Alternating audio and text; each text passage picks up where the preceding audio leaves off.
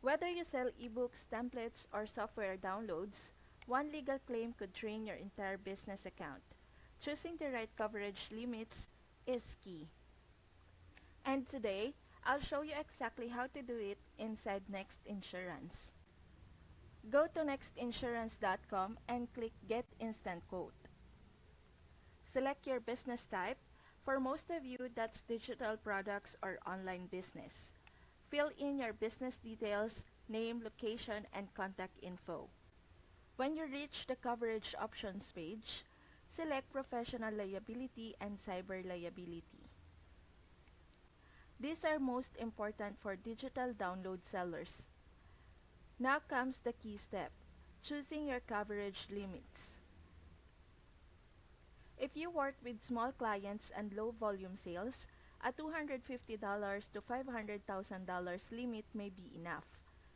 But if you sell in high volumes, work with corporate clients, or store sensitive customer data, aim for $1 million or more.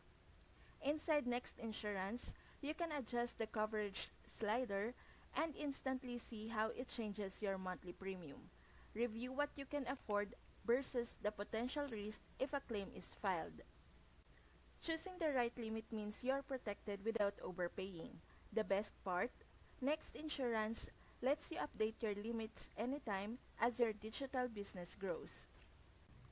And if you are selling PDFs, templates, or ebooks, PDF farming can automate your sales and delivery. Combine that with the right insurance coverage, and you're building a digital download business that's both protected and profitable. You'll find the links for Next Insurance and PDF farming in the description. Set your coverage limits today. Get protected and keep your digital download business running with confidence.